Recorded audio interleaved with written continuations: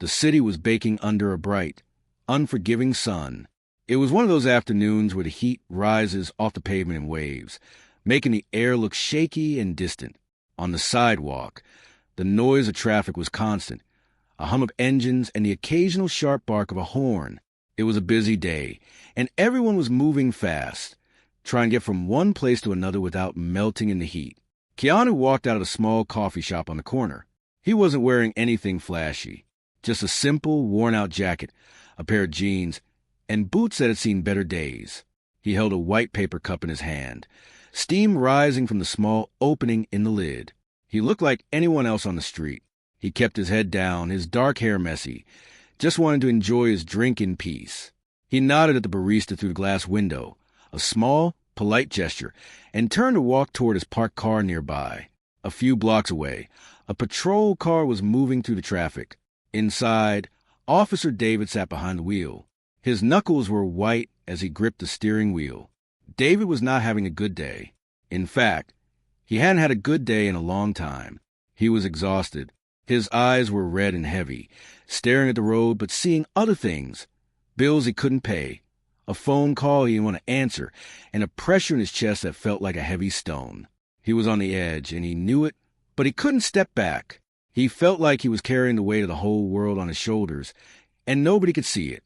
The radio in the car crackled with a voice describing a suspect. Someone wearing a dark jacket. Someone causing trouble nearby. It was a vague description, but David's mind was tired. He was looking for a problem, and his brain was desperate to find one. That's when he saw Keanu. David squinted through the windshield. He saw a man in a dark jacket. He saw a cup in the man's hand. In his stressed-out state, David's mind made a dangerous connection. He didn't see a movie star grabbing a coffee. He saw a threat. He saw a suspect. He felt a spike of adrenaline, that sudden rush that makes your heart pound and your hands shake. He didn't use a siren. He didn't want to give anyone a warning. He slammed on the brakes and pulled the car harshly to the curb. The tires screeched loudly on the hot asphalt, cutting through the noise of the street. People nearby turned their heads to see what was happening. David threw his door open and stepped out onto the pavement. He moved fast, much faster than he should have. He was walking with purpose, his hand resting near his belt, his face set in a hard, angry line. He was breathing hard, his chest heaving up and down. Keanu heard the noise and turned around. He saw the uniform, the badge, and the angry look on the officer's face. He stopped walking. He was confused. He looked at the officer, then down at his coffee cup, and then back up. He didn't run. He didn't try to hide. He just stood there, waiting to see what was wrong. He thought maybe there was some mistake, or maybe the officer needed directions. "Hey!" David shouted, his voice loud and harsh in the open air. "Keep your hand where I can see them." Keanu froze. He slowly lifted his free hand, palm open, showing he had nothing in it. "It's okay," Keanu said, his voice calm and quiet. "I'm just—" "Get against the wall." David screamed, cutting him off. He wasn't listening. He couldn't listen. The noise in his own head was too loud. He closed the distance between them in 3 long, angry strides. He was trembling, not from fear, but from an overwhelming mix of stress and panic. Keanu, seeing the officer was clearly not in a rational state of mind, decided it was best not to argue. He nodded slowly and began to turn toward the brick wall of the building next to him. "Okay, take it easy," he said softly, trying to be the calm in the middle of the storm. But David didn't take it easy. His vision had narrowed down to a tiny point. He saw Keanu's hand move. He saw the white cup. In that split second, his tired brain tricked him. He thought the cup was a weapon. He thought the man was about to throw something at him or reach for a gun. Fear turned into aggression in a heartbeat. "Drop it," David yelled. Before Keanu could explain that it was just coffee, before he could even set the cup down on the ledge, David lunged forward. He grabbed Keanu by the arm and spun him around with rough, jerky movements. The force was shocking. Keanu stumbled, his feet scrambling for balance on the uneven sidewalk. Then came the shove. David used both hands and shoved Keanu hard against the rough brick exterior of the coffee shop. Thud! It was a sickening sound. Keanu hit the wall, the breath driven out his lungs in a loud gasp. The paper cup was crushed between his body and the wall. Hot liquid exploded everywhere, splashing over Keanu's jacket, running down the bricks, and spilling onto the officer's uniform and hands. But the coffee didn't matter. The force of the impact had been violent and sudden. Keanu didn't fight back. He didn't push the officer away. He went limp, letting his body absorb a blow so he wouldn't get hurt worse. He winced in pain, his face pressed against a brick, but he kept his hands visible. On the street, everything went silent for a second. People stopped walking.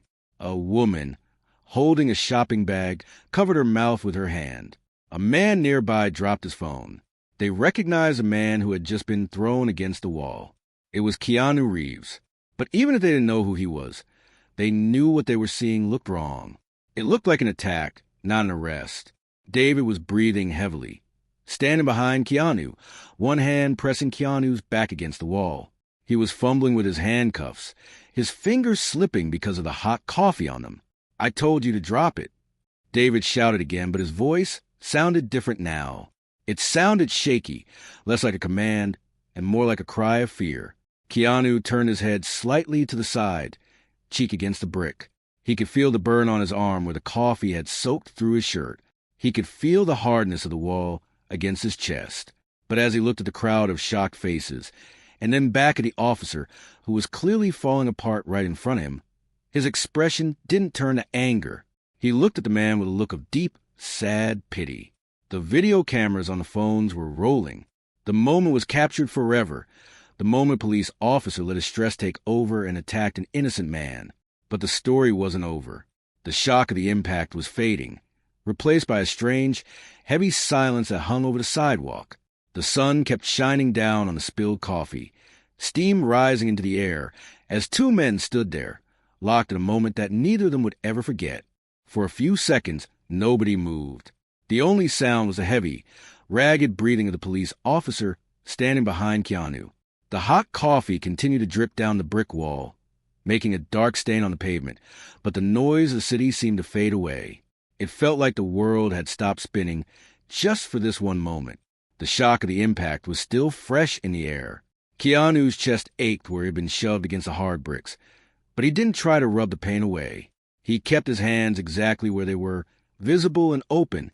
David, the officer, was still fumbling with his handcuffs. His hands were slippery from the spilled coffee, and they were shaking violently.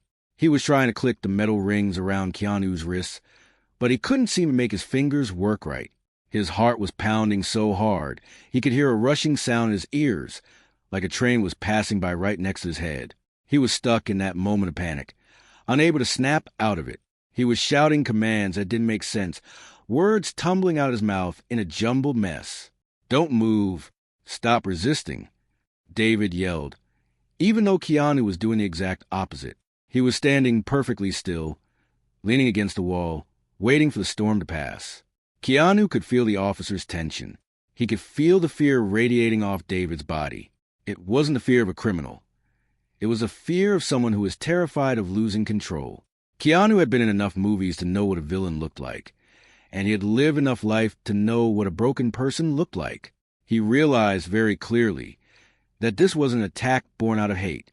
It was an explosion of stress. This man wasn't a monster. He was a wire pulled too tight, ready to snap. Slowly, very slowly, Keanu decided to speak. He kept his voice low and soft, the kind of voice you use to calm a scared animal. He didn't turn his head. He just spoke to the wall in front of him. "Officer," Keanu said calmly, "I am not going to fight you. I am going to turn around now. Okay? Just slowly." David hesitated. The words seemed to take a moment to register in his brain. He blinked, his grip on Keanu's arm loosening just a fraction. The silence that followed was heavy. The crowd of people on the sidewalk was holding their collective breath. Phones were still recording, capturing the strange, quiet moment after the violence. "Turn around," David said, but his voice wasn't a shout anymore. It sounded unsure, almost like a question. Keanu pushed himself away from the wall gently. He turned to face the officer, keeping his movements slow and deliberate. He didn't look at the crowd. He didn't look at the mess on the ground. He looked directly into David's eyes. What David saw when he looked at Keanu's face made him freeze completely. He saw there was no anger there. There was no hatred, no fear, and no arrogance. Keanu was just looking at him with a steady, patient gaze. It was a look that seemed to ask, "Are you okay?" rather than "How dare you?" This was not the reaction Dave expected. He was used to people shouting back, or running, or looking at him with contempt. He didn't know how to handle kindness in the middle of a mistake. Keanu looked down at David's hands. The officer was still holding the handcuffs, but his knuckles were white and his whole body was vibrating. Keanu noticed the dark circles under David's eyes, the way the officer's uniform looked a little too loose, as if he hadn't been eating well, and the sweat on his forehead that had nothing to do with the heat. "You're shaking," Keanu said. It wasn't an accusation. It was a simple observation, stated gently. David felt like he had been punched in the stomach. The anger that had been fueling him suddenly evaporated, leaving him feeling empty and exposed. The red haze lifted from his vision, and he looked around. He saw the spilled coffee. He saw the brick wall. He saw the phones pointed at them. And he saw who he was holding. The reality of the situation crashed down on him like a ton of bricks. He had just tackled a man for no reason. He had let his stress turn him into the bad guy. The handcuffs slipped from David's fingers and hit the ground with a metallic clang. He took a sharp step backward, his eyes going wide with horror. He looked at his own hands as if they belonged to someone else. I thought, David stammered, his voice trembling. He couldn't finish the sentence. He looked at Keanu, really seeing him for the first time. "I'm sorry. I thought you had a weapon." Keanu reached into his pocket slowly. David flinched, his hand jumping toward his belt, but Keanu just pulled out a crumpled napkin. He wiped some of the coffee off his own jacket. Then he took a small step toward the officer. The crowd gasped, thinking another fight was about to start, but Keanu just stopped a few feet away. "It's just coffee," Keanu said, holding up the empty hand. "I think you're having a really hard day. It happens." The simplicity of the sentence disarmed David completely. He had expected screams, threats, or a lawyer. He hadn't expected forgiveness. He hadn't expected someone to see through the uniform and the badge and see the human being who was falling apart underneath. David stood there, his chest heaving, looking completely lost. He looked at the pavement, ashamed to meet Keanu's eyes. "I messed up," he whispered, mostly to himself. "I messed up bad." "You did," Keanu agreed, nodding his head slightly. "But you're still here. We're both still here." The sound of sirens began to wail in the distance, getting closer. Other police cars were coming, summoned by the calls from the bystanders. David looked toward the sound of the sirens, and his face filled with panic. He knew he was in trouble. He knew his career, or at least his reputation, was over. He looked back at Keanu, his eyes pleading, silent begging for understanding. Keanu saw the fear in the officer's eyes again. Not fear of physical threat, but fear of total destruction. He realized that pushing for charges right now wouldn't fix anything. It wouldn't help the man standing in front of him, and it wouldn't fix the system that broke him. "We are going to stand here," Keanu said, his voice firm but kind, "and we're going to wait for them to come. And you are going to breathe. Just breathe." David took a deep, shaky breath. He leaned back against his patrol car, his legs feeling weak. Keanu stood a few feet away, the coffee drying on his shirt, looking like he had all the time in the world. The violent energy of the encounter had completely transformed into something else. It was no longer a crime scene. It was a moment of shared humanity between two strangers who had collided in the worst way possible.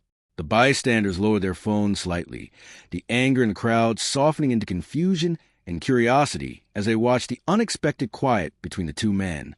The sirens grew louder until they filled the entire street, piercing through the heavy silence that had settled between Keanu and David.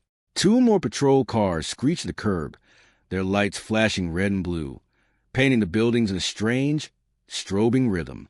Doors flew open, and more officers poured out, their hands on their weapons, ready for a dangerous fight. They moved with intense focus, shouting commands to the air, expecting to find a criminal who had hurt one of their own. But when they saw the scene, their momentum stopped dead in their tracks. They saw the coffee on the ground. They saw the handcuffs dropped in the mess.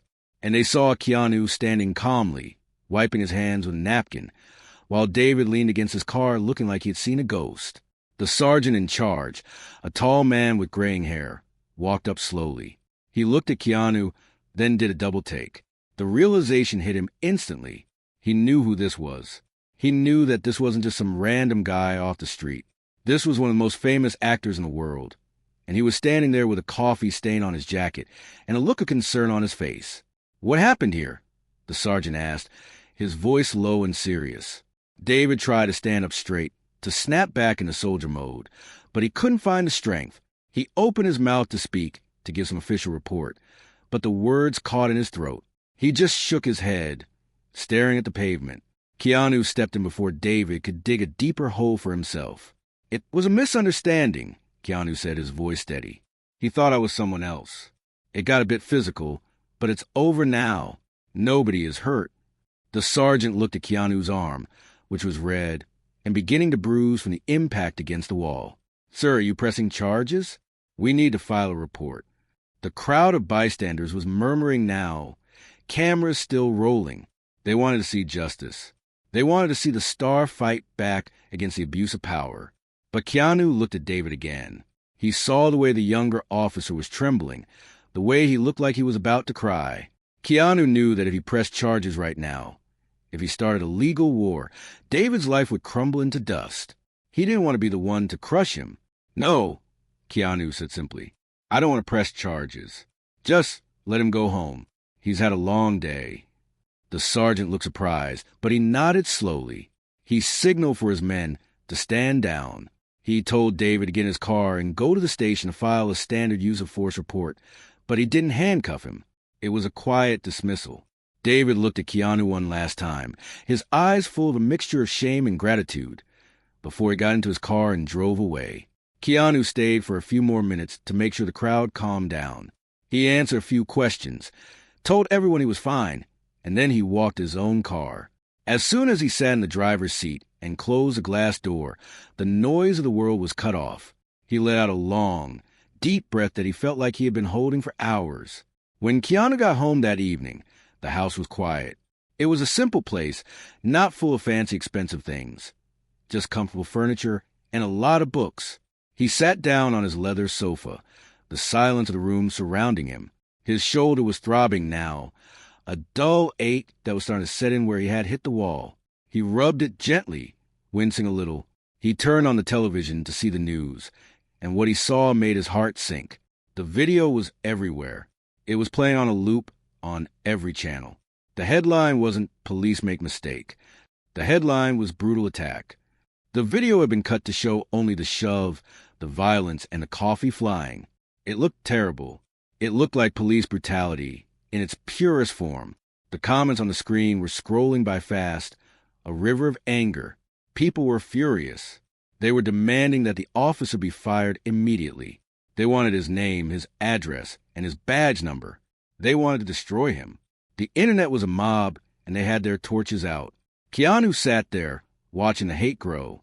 He watched the video of himself being shoved, and even though he knew the truth, he could understand why people were angry. It looked bad, but they didn't see what happened after. They didn't see the look in David's eyes. They didn't see the shaking hands. They only saw the uniform and the violence. He turned off the TV. The room went dark except for the light coming through the window. Keanu sat in the darkness, thinking. He knew about pain. He had lost his best friend, his daughter, and his partner. He knew what it felt like to have your heart broken so badly that you didn't know how to put the pieces back together. He knew that when people were in that much pain, sometimes they lashed out. Sometimes they made mistakes that couldn't be fixed. He looked at his own hands. They were scarred and worn, just like everyone else's. He thought about David. He thought about the terror in the officer's voice when he realized what he had done. If Keanu stayed silent now, the mob would win. They would tear David apart. And if David was already on the edge, that would be the end of him.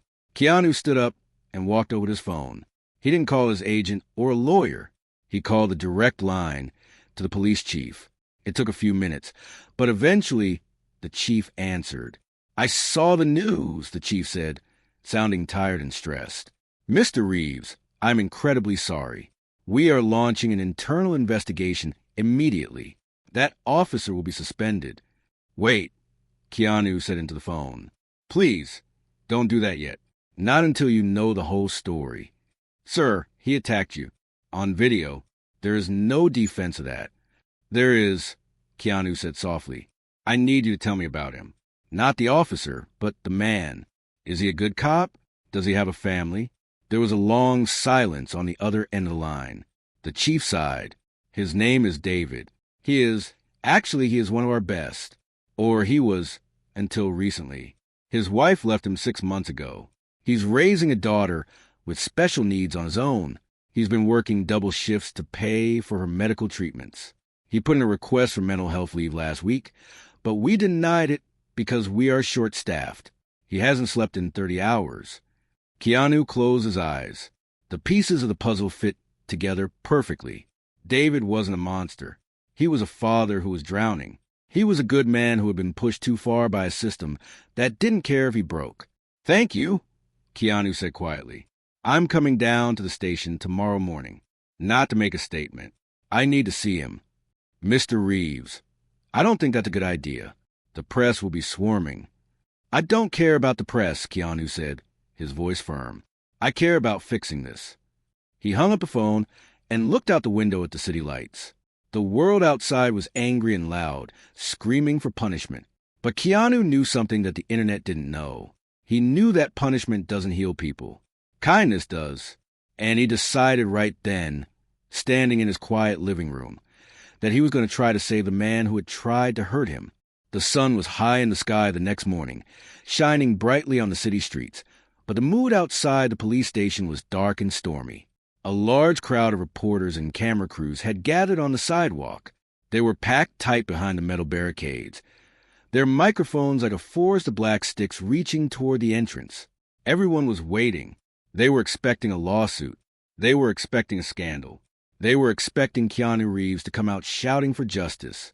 When Keanu's car pulled up to the curb, the noise level exploded. Flashing bulbs went off like lightning, blindingly bright. Keanu stepped out of the car, wearing the same simple jacket from the day before. He looked calm, which confused the reporters. They shouted questions at him, asking if he was going to sue the department, asking if he was afraid. He didn't answer. He just walked through the glass automatic doors, leaving the chaos of the street behind him. Inside the station, the air was cool and smelled faintly of old coffee and floor wax. It was quiet compared to the outside world. An administrative assistant led him down a long, narrow hallway to a private conference room. She didn't say much. She just looked at him with wide eyes, surprised he was actually there.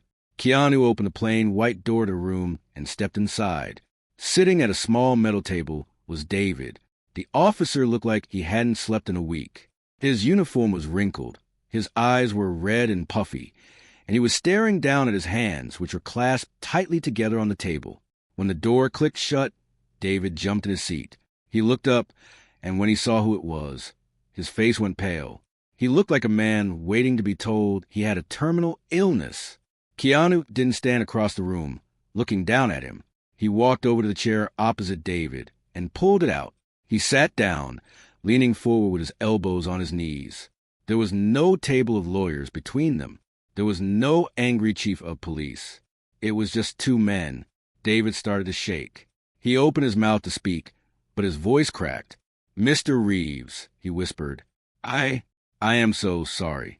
I don't even know where to start. I ruined everything. I ruined your day. I embarrassed the force, and I ruined my own life. I understand if you want to sue. I expect you to." David kept talking, the words pouring out of him like water from a broken dam. He talked about the stress, about the bills, about the moment his brain just stopped working. He was apologizing not just for the shove, but for being a failure. He was waiting for Keanu to yell at him, to tell him he was a monster. But Keanu just listened. He watched David's face. He saw the genuine pain there. He saw a father who was terrified of losing his child because he couldn't pay the bills. He saw a good man who had cracked under pressure. When David finally stopped talking, taking a deep, shuddering breath, Keanu reached into the inside pocket of his jacket. David flinched. He thought Keanu was pulling out a legal document. He thought this was the moment where his life would officially end. But instead of papers, Keanu pulled out a simple white envelope. He placed it gently on the metal table between them. He slid it across the surface until it was right in front of David. "What is this?" David asked, his voice trembling. He was afraid to touch it. "Open it," Keanu said softly. David hesitated. His fingers were shaking so badly he could barely grip the flap. He tore it open and pulled out the papers inside. He unfolded them, his eyes scanning the numbers and the words. It wasn't a bill. It wasn't a lawsuit. It was a check.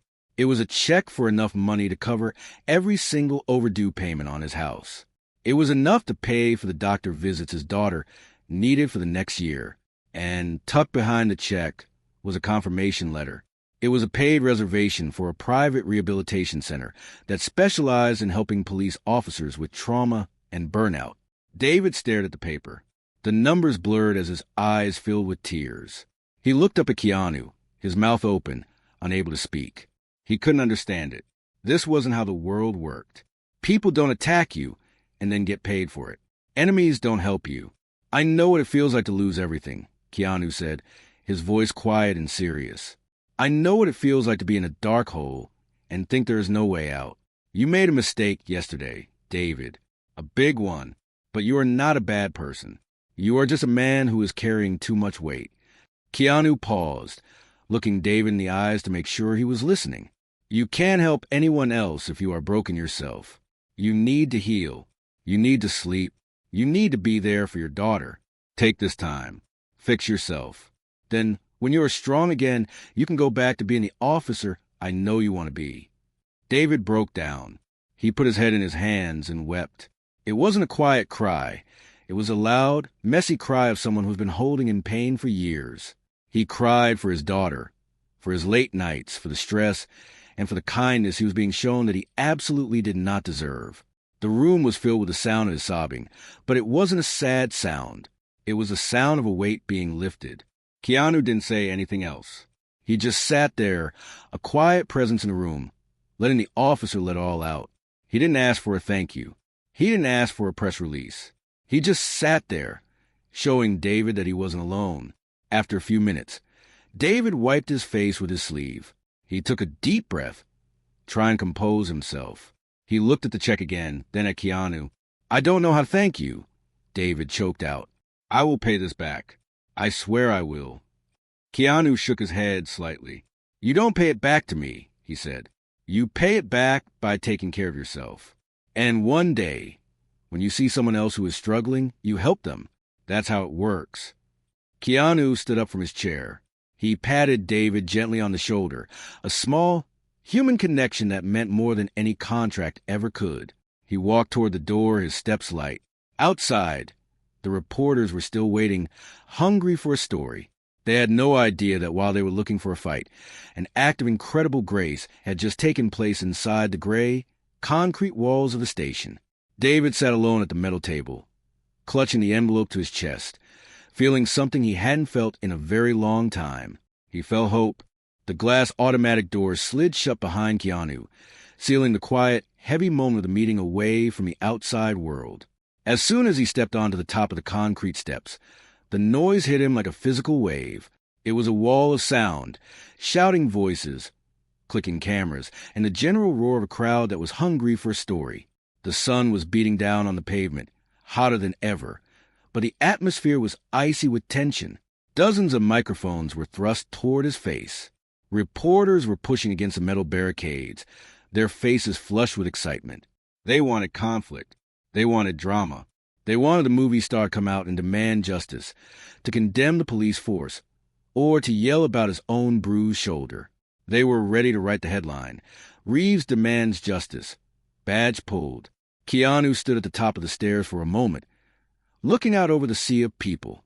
He didn't look angry. He didn't look like a victim. He just looked tired, but in a peaceful way. He held up a single hand, palm open.